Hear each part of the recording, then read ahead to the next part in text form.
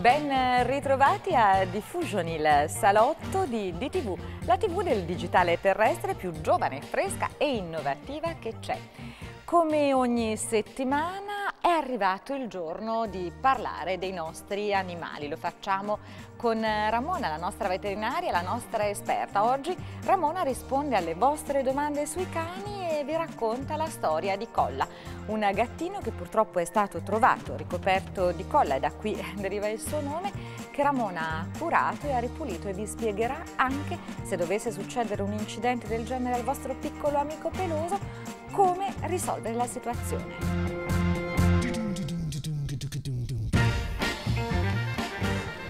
Come tirare su un cane, come addestrarlo e come fare in modo di comunque farlo crescere con un carattere adatto per stare con le persone, con i bambini, tutto qui. Quindi come crescere un cucciolo? Esatto, come crescere un cucciolo nel migliore dei modi, soprattutto un molosso come ho io. Ti trovi in difficoltà per questa cosa del molosso? I molossi hanno dei caratteri un po' particolari, quindi sono un po' più ingestibili che altri cani tipo bastardini, quindi ci vuole un attimo un po' più impegno che un cucciolo di altre razze, ecco, tutto qua.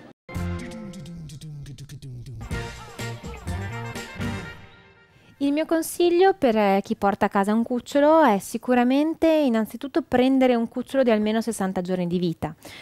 Questo perché il cane in questo modo ha concluso il processo di socializzazione con i suoi fratellini e ha vissuto perlomeno 2 mesi di vita con la madre che gli ha insegnato le fasi fondamentali della vita, come ad esempio, e della socializzazione, come ad esempio l'inibizione al morso.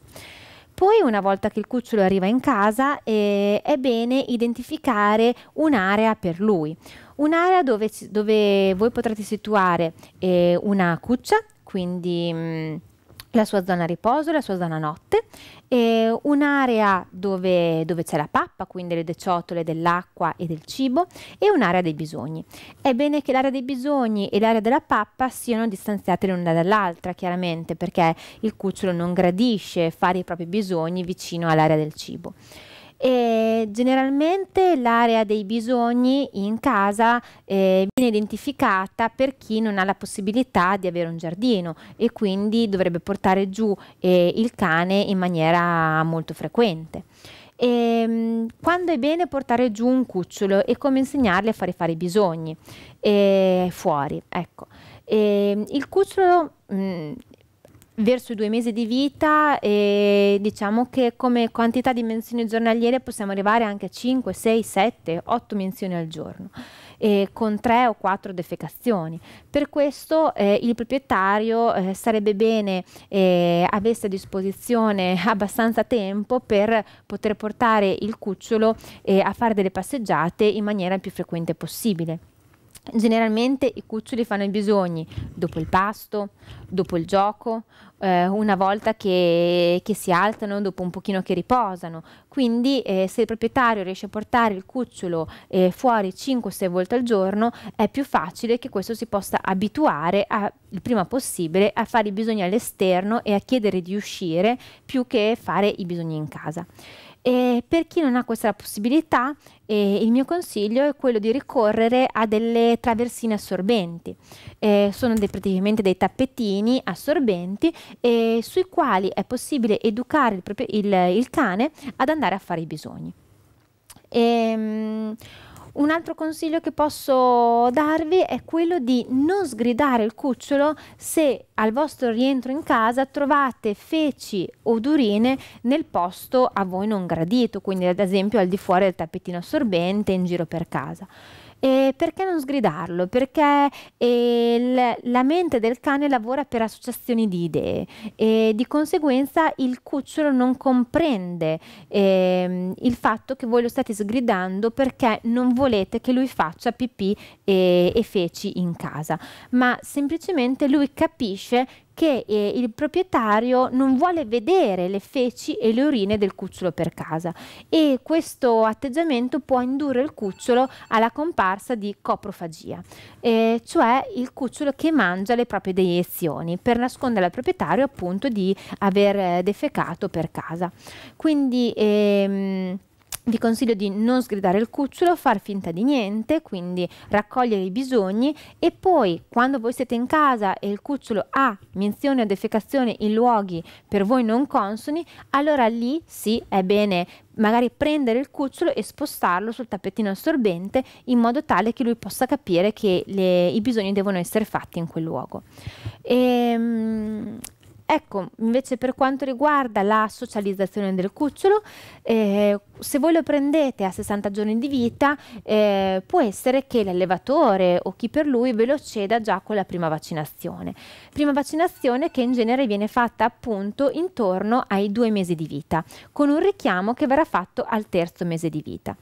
In seguito alla prima vaccinazione il cucciolo può uscire all'esterno e avere contatti con le aree magari adibite ai cani, quindi le aree più popolate da altri animali, e può aver contatto con persone e con altri individui della stessa specie canina senza alcun tipo di problemi. Anzi, proprio quello che io vi consiglio è di far fare al cane la vita che vogliate che faccia da adulto. Quindi se avete piacere che il cane vi segua in vacanza, nelle passeggiate in centro, è bene che incominciate a portarlo con voi già a partire da 2 mesi di vita. È chiaro, è bene scegliere non giornate in cui ci possono essere eventi cittadini che richiamano grosse frotte di persone, in modo tale che il cane non si trovi agitato o con degli attacchi di panico dovuti alla calca di gente, e magari anche dovuti al fatto che ci sono molte persone che si fermano a fare complimenti al cucciolo e a volerlo toccare. Quindi è bene scegliere magari delle giornate un pochino più tranquille e portarlo fuori il più possibile, per far sì che lui si abitui al contatto e alla vista di persone, bambini, persone anziane e di tanti anche animali, gatti, cani. Questo è sì, il mio consiglio. Per quanto riguarda un altro modo per far aumentare la socializzazione del cane, è anche quello di portare il cucciolo nelle aree cani o negli spazi verdi adibiti proprio ai nostri amici, in modo tale che lì impari a relazionarsi coi suoi simili. Quando può iniziare a giocare con la bimba? Quindi quando il cane può iniziare una relazione? Con un neonato, bimba insomma, senza essere pericoloso.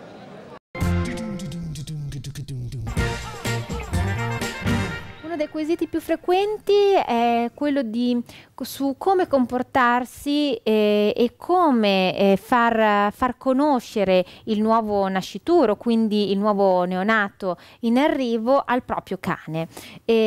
Allora, il mio consiglio è sicuramente quello di non precludere alla vista, quindi al contatto del bambino, il cane, perché è bene che presentiate immediatamente all'arrivo del nuovo bimbo il neonato al cane stesso, in modo tale che lui comprenda l'evento e l'arrivo di un nuovo individuo in famiglia. Quindi è bene che glielo facciate annusare, glielo facciate vedere, e soprattutto che il vostro atteggiamento nei confronti del vostro animale non vari. Quindi al vostro cane devono essere date le stesse identiche attenzioni che davate i giorni precedenti, a livello di coccole, a livello di cura nell'igiene e a livello di gioco e di pappa. Molte volte si crea un legame forte tra la madre, che durante una gravidanza, quindi durante la maternità, ha più tempo per stare a casa, e il cane, e molte volte si crea anche una certa protezione che il cane tende a dare alla mamma e al bimbo, quindi si creano anche dei rapporti nuovi, inaspettati e sicuramente piacevoli. Per quanto riguarda invece un'età un pochino più grande del vostro bimbo, quindi un bimbo che magari incomincia a camminare, incomincia a muoversi, ed è lui che cerca proprio l'interazione col vostro animale domestico, lì dipende da come com'è istruito il vostro cane e dal suo temperamento. Ci sono cani molto docili, quindi cani che se il bambino ci si appresta a tirare la coda, a tirare le orecchie, a cercare di coccolarli, non reagiscono, oppure al massimo la reazione massima può essere quella di prendere e nascondersi o allontanarsi dal bimbo. E in questo caso direi che non ci sono problemi, magari siate voi a spiegare al bimbo che quando si approccia col vostro animale non deve magari colpirlo, o comunque non deve tirargli il pelo, non deve tirargli la coda, ma deve soltanto coccolarlo in maniera molto, molto dolce. E se invece il vostro cane è un pochino più agitato, è un pochino più irruento, immagino l'apprensione delle mamme, magari come la nostra ascoltatrice, nel presentargli il proprio cane. Ci sono cani che normalmente per fare le feste saltano addosso al proprietario, e a volte è facile che il cane capisca la fragilità del bimbo e quindi inibisca questo suo atteggiamento nei confronti del bambino. Però è bene che nel primo momento in cui avviene un'interazione voi siate presenti. Magari potete tenere il cane al guinzaglio, potete approcciarvi sedendovi di fianco al cane e presentandogli il bambino, comunque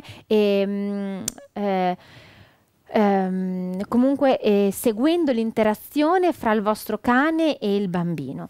Se invece il cane è veramente molto irruento e avete paura, allora è bene che l'interazione fra il vostro bimbo e il cane avvenga col bambino in braccio, questo sicuramente, e un'interazione fra di loro verrà rimandata magari quando il bimbo è un pochino più grande. Io ho un cane, Ok.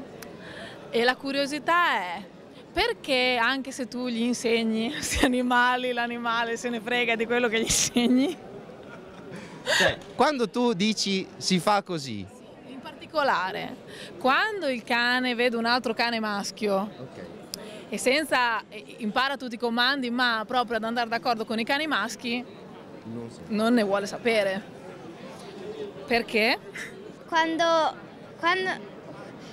papà deve cucinare qualcosa, lui si mette davanti ai fornelli e sbava come non lo so. Sbava come un lama.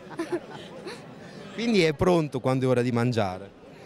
Sì, ma comunque cioè, se sbava comunque dobbiamo ancora dirgli di non sbavare, perché altrimenti allaga tutta la casa. Allaga tutta la casa. Quindi se ci fosse un esperto che cosa gli chiederesti? Io gli chiederei forse come si fa a insegnare un cane a non sbavare. Questa è una bella domanda. Ricollegandomi al discorso della socializzazione fra cani, la socializzazione si impara fin da cuccioli. Io non so il cane della nostra telespettatrice che tipo di percorso abbia alle spalle, quindi a che età è stato preso, se vive soltanto in casa, se viene portato fuori, quindi a contatti con altri animali, o se semplicemente è un cane che sta in giardino e magari gli unici animali che conosce sono quelli degli amici che vengono a far visita. Queste sarebbero delle cose importanti da sapere. È bene che se il cane sviluppa una certa irascibilità, una certa aggressività nei confronti degli individui dello stesso sesso, immagino probabilmente sarà un cane sicuramente intero, e quindi un cane che nei confronti degli altri maschi si sente in una posizione di dominanza e si sente quindi gerarchicamente a un livello più alto e quindi vuole imporsi sugli altri maschi, soprattutto se ci sono delle femmine nei paraggi.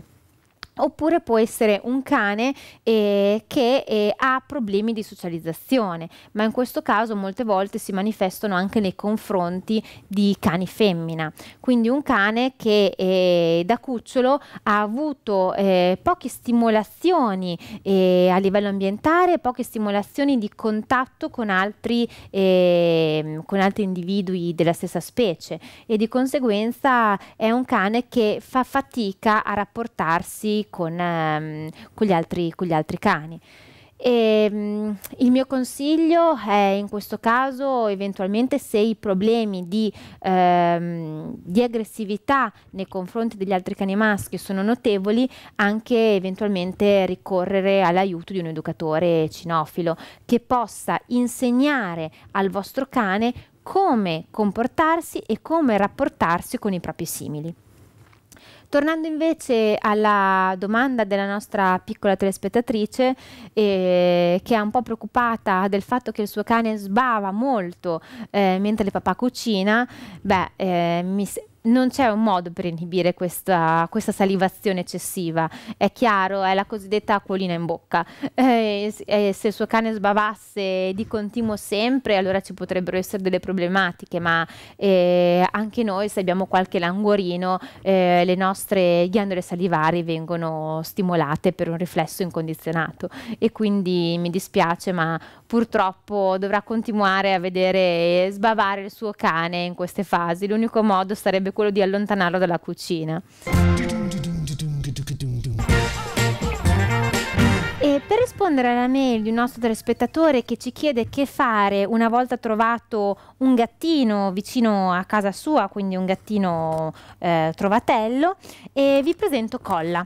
Colla è anche lui un micino trovatello, è stato rinvenuto all'interno di un fosso, aveva una zampina rotta e aveva metà del corpo ricoperto per l'appunto da una sorta di catrame colla, dalla quale deriva il suo nome fittizio. È per questo che l'ho tosato, per cercare di ripulirlo, e lui ha subito anche un piccolo intervento all'omero poiché aveva una frattura.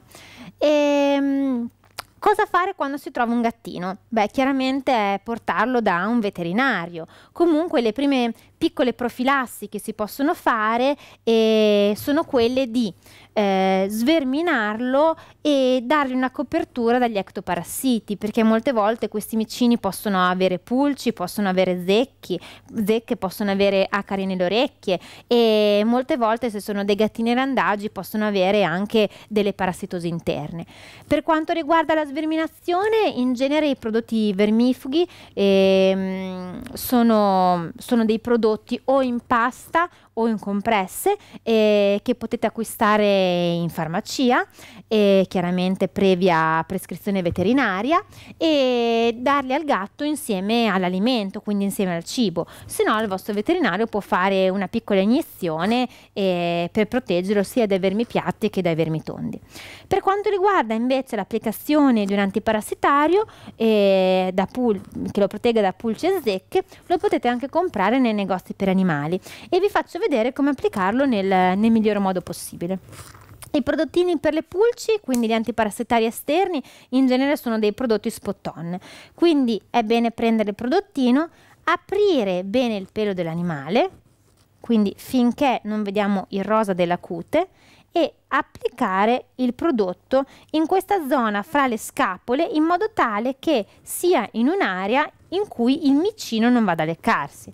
Alle volte capita che, vedete, in questo caso queste sono feci di pulci, vedete queste piccole questi piccoli puntini nerastri non sono altro che le feci delle pulci.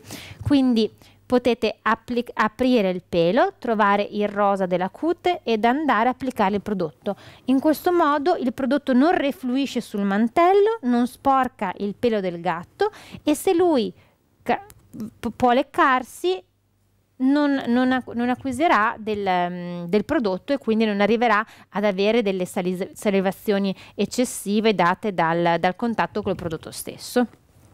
Questo è il modo migliore per applicare un antiparassitario, e alle volte io applico antiparassitario anche sulla punta, cioè alla base della coda, in questa zona qua, perché se il gatto è molto parassitato può essere che l'applicazione soltanto alla base del collo non possa essere risolutiva, ecco. Quindi io lo applico in questa zona. È chiaro che se non vi sentite sicuri del vostro metodo di applicazione del prodotto Spot On, evitate di farlo, perché sennò il gatto potrebbe andare a leccarsi.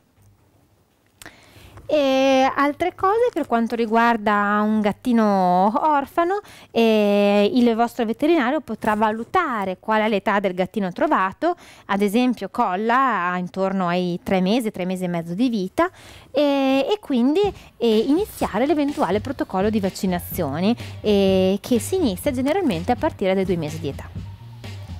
Anche per oggi è tutto, vi ringrazio per l'attenzione e lascio la linea a Deborah.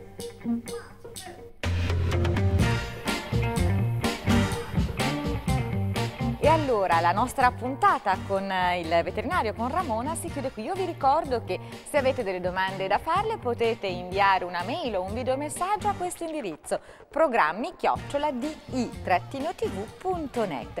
Vi ricordo l'appuntamento con domani è venerdì, noi andiamo altra volta, dove abbiamo chiesto ai ragazzi che cosa sarebbero disposti a fare. Allora, per 1.000 euro sarebbero disposti a fare uno striptease, per 10.000 magari un film hard? Siete curiosi? E allora non perdete la puntata di domani di Diffusion.